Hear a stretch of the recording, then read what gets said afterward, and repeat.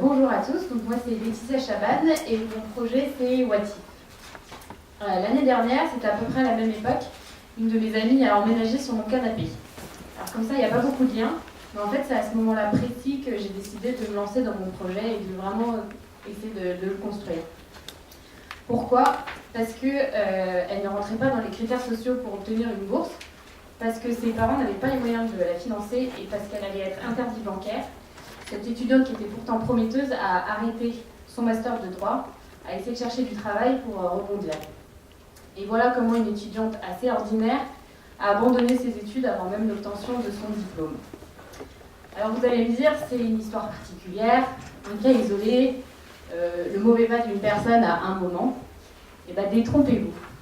Quand on regarde les chiffres du ministère de l'Enseignement supérieur et de la Recherche, il y a 57% des étudiants qui considèrent ne pas avoir assez d'argent pour couvrir leurs besoins chaque année, ce qui représente 1 400 000 étudiants en France. 17% d'entre eux vont abandonner leurs études faute de moyens financiers. C'est 240 000 étudiants chaque année. Et pour se financer, il y a 20% d'étudiants qui exercent une activité rémunérée concurrente, voire très concurrente de leurs études. Alors si la question du financement elle est donc de plus en plus centrale pour de nombreux étudiants dans le choix et dans la poursuite de leurs études, le manque de suivi et d'accompagnement l'est tout autant. Combien d'étudiants n'ont aucune idée de ce qu'ils ont envie de faire plus tard dans la vie ? De nouveau, les chiffres du ministère de l'Enseignement supérieur sont assez édifiants. Il y a 30% des étudiants qui quittent l'université après leur première année sans qu'on ait aucune idée d'où ils vont après. Il y a 27 étudiants seulement qui vont obtenir leur licence au bout de 3 ans de formation. Et pourtant, il y a 52% des étudiants qui placent le réseau et les relations comme un élément primordial dans la réussite de leurs études. Et si on changeait de paradigme ? Et si on ouvrait les possibles ? Et si investir dans le potentiel de ces étudiants, dans la découverte de leurs capacités, dans le développement de leurs talents, c'était leur permettre de construire leur avenir et de s'insérer dans le monde professionnel. Et si s'engager à leur côté pour développer leur projet, pour construire leur choix de vie, leur parcours, c'était leur permettre de vraiment trouver leur voie. Watif, c'est un projet collaboratif qui s'adresse à tous ces étudiants qui chaque année font face à des difficultés financières pour leur permettre de financer leur projet d'études tout en constituant leur premier réseau professionnel. Alors comment ? C'est très simple. Vous vous inscrivez sur la plateforme Watif via votre adresse LinkedIn, Facebook ou mail. Et Watif vous propose de participer à une cagnotte en ligne. Vous avez envie d'aider un étudiant de votre école. Vous cliquez sur la cagnotte Université de Lyon 3, Université de Aix-Marseille ou IUT de Compiègne. Vous avez envie d'être accompagné et suivi par un professionnel de votre formation. Vous cliquez sur la cagnotte droit ou encore géographie ou pourquoi pas gestion. Vous avez envie de contribuer au projet d'un étudiant. Vous cliquez sur la cagnotte par exemple échange à l'étranger. Une fois que vous avez choisi cette cagnotte, l'étudiant dépose son projet de demande de financement pour ses études. Le diplômé, le professionnel ou l'entreprise contribue financièrement à partir de 10 € à ses projets d'études de ses étudiants. Une fois le projet de l'étudiant financé, il est alors accompagné et suivi par un ou plusieurs des contributeurs de cette cagnotte qui deviennent alors des mentors. Watif n'est donc plus seulement un service, mais un connecteur entre professionnels, diplômés et les étudiants. Un connecteur qui permet de créer une expérience unique où ils vont pouvoir se rencontrer, partager leurs expériences, échanger sur leur parcours, sur leurs questions et construire ainsi leur avenir. L'objectif de Watif, il est double. C'est révolutionner les démarches de financement des études et réinventer l'orientation des étudiants pour offrir aux étudiants la possibilité de vraiment trouver leur voie et choisir leur parcours. Bref, c'est permettre aux étudiants de se projeter dans l'avenir de façon plus sereine, mieux accompagnée et ainsi de mieux s'insérer dans le monde professionnel. Pour cela, Watif souhaite travailler en coordination avec les établissements d'enseignement supérieur et en coordination avec les entreprises. Avec les universités et les écoles, Watif leur propose un service innovant à destination de leurs étudiants, où ils vont pouvoir avoir un accompagnement et un suivi personnalisé en s'appuyant sur leur réseau d'anciens élèves. Avec les entreprises, Watif leur propose de rentrer en contact avec des étudiants qui seront finalement mieux préparés, mieux orientés, mieux accompagnés et donc plus à même de s'intégrer dans leurs entreprises. Où est-ce qu'on en est aujourd'hui? Le projet il est vraiment démarré en fait il y a 2 mois et on en est donc en démarrage, on cherche les premiers partenaires pour lancer une phase pilote en 2015. Et enfin, pourquoi le nom de Watif? Tout simplement parce que le temps des études, c'est l'ouverture des possibles, c'est un moment de liberté immense, de nouvelles opportunités, et parce que la question du financement, elle ne devrait jamais être un obstacle. Je vous remercie.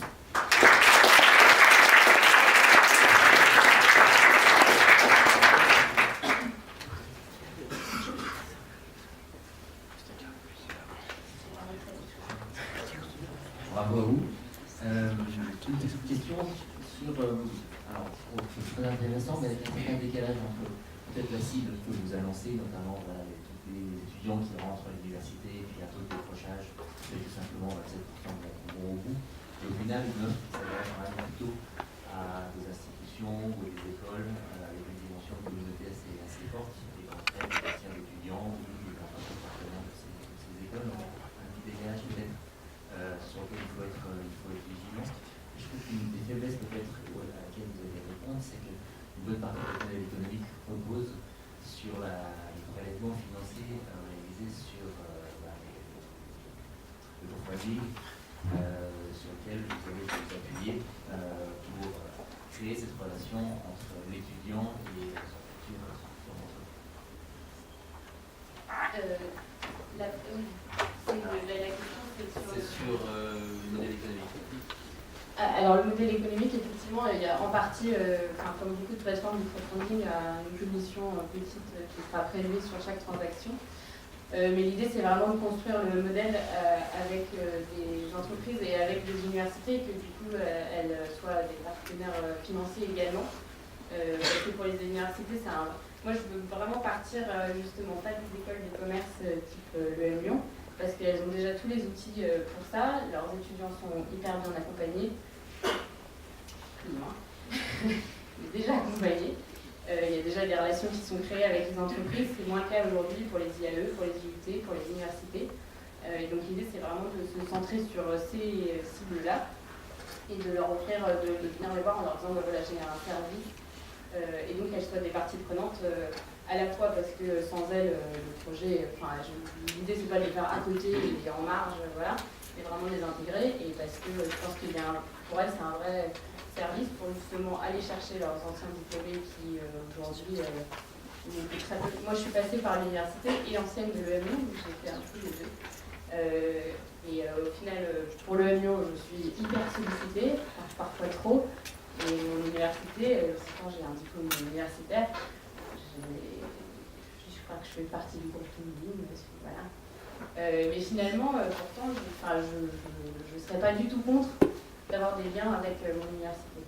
Donc l'idée, c'est de vraiment travailler avec eux en leur disant, voilà, on va vous offrir un service pour aller chercher vos anciens et qui crée du lien avec les étudiants actuels, etc.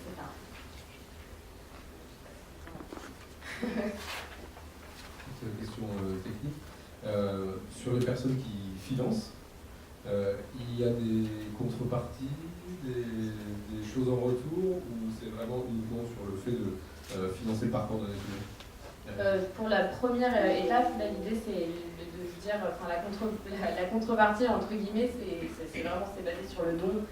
Donc l'idée c'est vraiment que les gens juste se sentent investis et la capacité de suivre et d'accompagner l'étudiant, entre guillemets, qu'ils n'aient pas la sensation de juste donner, je sais pas, 50 €, 100 € en disant bon, voilà, je sais pas ce que c'est derrière, je sais pas ce qui se passe. Là ils ont la capacité de suivre le projet, d'accompagner l'étudiant, etc. C'est la seule contrepartie entre guillemets proposée. Après, dans l'idée, il y a des réflexions à avoir sur les contreparties pour des fiscalisations pour les impôts. Et pourquoi pas après, il y a d'autres modèles existants sur des sommes qui deviendraient très importantes du demande de financement. Pourquoi pas créer une plateforme, mais qui serait plutôt très solidaire. Donc, pour les entreprises, il y a une cible entreprise également.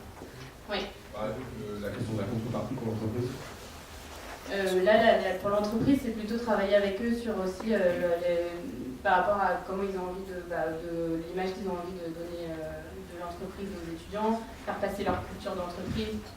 Et pourquoi pas après travailler avec eux avec les départements des ressources humaines sur les questions de recrutement, etc. De nouveau, les universités, elles commencent, elles démarrent sur ces sujets-là, mais finalement, j'ai d'autres chiffres, je n'ai pas tout mis, mais il y a, je pense, plus de 60%, je ne sais plus combien, 67% je crois des entreprises qui disent qu'elles n'ont aucune idée, qu'elles sont complètement perdues tellement il y a de diplômes et d'intitulés, de masters, de licences différents dans les universités et qu'elles ont du mal à rentrer en contact, à part si c'est très spécialisé sur vraiment leur domaine, un domaine très précis. Donc de nouveau, je pense qu'il y a pas mal de travail à faire de ce côté-là avec le département RH. Alors, on voit qu'on a donc 3 acteurs différents. On a les étudiants, les professionnels et les entreprises. Ouais. Les professionnels, c'est vrai qu'instinctivement, comme ça, on peut penser par exemple aux jeunes diplômés qui ont envie de venir avec leurs écoles, qui ont envie de participer justement à l'accompagnement des étudiants de leurs écoles. En revanche, c'est souvent des personnes qui ont aussi encore peu de capacité financière pour accompagner justement des étudiants. Du coup, est-ce que c'est quelque chose qui peut être complètement décorrélé? Ça veut dire avoir d'un côté des professionnels qui viendraient accompagner les étudiants dans leur parcours universitaire, leur faire bénéficier de leur réseau d'une part, et puis d'autre part avoir des entreprises qui viendraient plutôt sur la partie financement, et puis l'idée c'est quand même de commencer, c'est comme toute plateforme comme beaucoup de plateformes de crowdfunding, de pouvoir commencer sur des montants qui soient assez accessibles à tout le monde. Je pense que même un étudiant, même moi aujourd'hui, jeune diplômé, jeune active, j'ai 15 € à mettre dans un projet qui me tient à cœur, etc. Moi-même, je participe à des campagnes de crowdfunding. Donc je pense que ça reste accessible et pour le moment l'idée c'est vraiment que les étudiants qui sont, les actifs et les professionnels qui souhaitent s'investir sur le projet s'investissent également financièrement. Cela dit, dans l'idée, moi l'idée aussi c'est que les cagnottes puissent se créer et potentiellement il pourrait y avoir une cagnotte qui appartienne à une entreprise,